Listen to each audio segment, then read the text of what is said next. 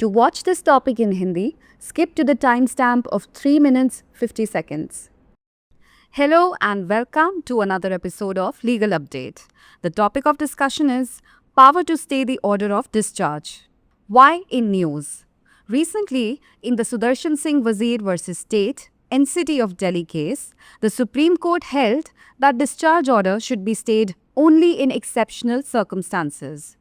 Background of the case. The appellant was initially not named in the FIR but was later charged under Section 302, 201, 34, 120B of the IPC and Sections 25 and 27 of the Arms Act in a third supplementary charge sheet.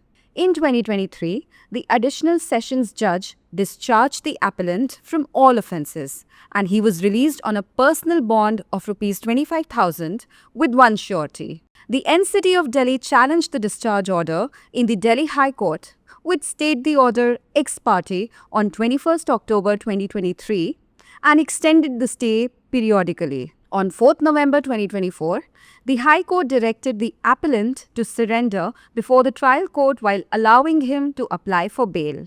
On 11th November 2024, the Supreme Court stayed the surrender order while permitting the High Court to proceed with hearing the revision application. Court observation. The bench of Justice Ujjwal Bhuiyan and Justice Abhay S. Oka ruled that the power to stay an order of discharge should not have been exercised ex parte as Section 390 of the CRPC applies to revision cases but does not justify staying a discharge order without hearing both parties. It emphasized that a discharged person is on a higher pedestal than an acquitted accused, since discharge occurs when no sufficient material exists to frame charges in the first place. The High Court's ex parte stay order, 21st October 2023, and surrender order, 4th November 2024, were declared illegal and quashed by the Supreme Court. Section 390 of the CRPC, Section 431 of BNSS. Section 390 of the CRPC deals with the arrest of accused in appeal from acquittal.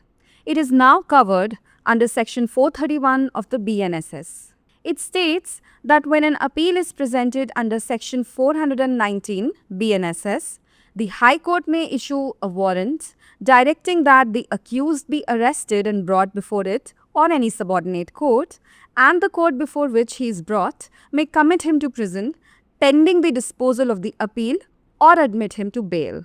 The practice question for today is: which court has the authority to issue a warrant for the arrest of an accused in an appeal from acquittal? The options are A. Sessions Court, B. Any court, C. High Court, D. Magistrate Court. You may send the answers in the comment section. Thanks for watching. निर्वहन के आदेश को स्थगित करने की शक्ति। चर्चा में क्यों? हाल ही में सुदर्शन सिंह वजीर बनाम राज्य दिल्ली राष्ट्रीय राजधानी क्षेत्र मामले में सर्वोच्च न्यायालय ने कहा कि आरोप मुक्त आदेश पर केवल असाधारण परिस्थितियों में ही रोक लगाई जानी चाहिए। मामले की पृष्ठभूमि। अपीलकर्ता का नाम शुरू में FIR में नहीं था, लेकिन बाद में तीसरे पूरक आरोप पत्र में IPC की धारा 302, 201, 34, 120B और शस्त्र अधिनियम की धारा 25 और 27 के तहत आरोप लगाया गया।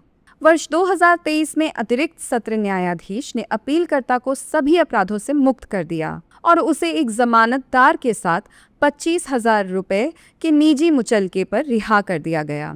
दिल्ली NCT ने आरोप मुक्त आदेश को दिल्ली उच्च न्यायालय में चुनौती दी, जिसने 21 अक्टूबर 2023 को एक पक्षीय आदेश पर रोक लगा दी और कुछ समय के लिए रोक को बढ़ाया।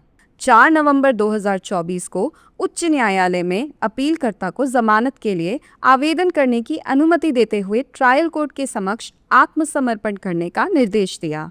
11 नवंबर 2024 को सर्वोच्च न्यायालय ने आत्मसमर्पण आदेश पर रोक लगा दी तथा उच्च न्यायालय को पुनरीक्षण आवेदन पर सुनवाई जारी करने की अनुमति दे दी। न्यायालय का अवलोकन। न्यायमूर्ति उज्ज्वल भुइयां और न्यायमूर्ति अभय एस ओका की पीठ ने फैसला सुनाया कि आरोप मुक्त आदेश पर रोक लगाने की शक्ति का प्रयोग एक पक्षीय रूप से नहीं किया जाना चाहिए, क्योंकि CRPC की धारा 390 पुनरीक्षण मामलों पर लागू होती है, लेकिन दोनों पक्षों को सुने बिना आरोप मुक्त आदेश पर रोक लगाना उचित नहीं है। इसने इस बात पर जोर दिया कि दोष मुक्त व्यक्ति दोष मुक्त अभियुक्त की तुलना में उच्च स्थान पर होता है, क्योंकि दोष मुक्ति तब होती है जब आरोप तय करने के लिए पर्याप्त सामग्री मौजूद नहीं होती। उच्च न्यायालय के एक पक्षीय स्थगन आदेश 21 अक्टूबर 2023 और आत्मसमर्पण आदेश 4 नवंबर 2024 को सर्वोच्च न्यायालय ने अवैध घोषित कर रद्द कर दिया। सीआरपीसी की धारा 390, बीएनएसएस की धारा 441। सीआरपीसी की धारा 390 बरी होने के खिलाफ अपील में अभियुक्त की गिरफ्तारी से संबंधित है। अब यह बीएनएसएस की धारा 431 के अंतर्गत आता है। इसमें कहा गया है कि जब धारा 419 बीएनएसएस के तहत अपील प्रस्तुत की जाती है तो उच्च न्यायालय एक वारंट जारी कर सकता है जिसमें निर्देश दिया जाता है कि अभियुक्त को गिरफ्तार किया जाए और उसके या किसी अधीनस्थ न्यायालय के समक्ष पेश किया जाए, और जिस न्यायालय के समक्ष उसे पेश किया जाता है वह अपील के निपटाने तक उसे जेल भेज सकता है या उसे जमानत दे सकता है। आज का अभ्यास प्रश्न: किस न्यायालय की दोष मुक्ति के विरुद्ध अपील में अभियुक्त की गिरफ्तारी के लिए वारंट जारी करने का अधिकार है? ए. सत्र न्यायालय, बी. कोई भी न्यायालय, सी. उच्च न्यायालय, डी. Magistrate court. इस सवाल का उत्तर आप हमें कमेंट सेक्शन में ज़रूर दें।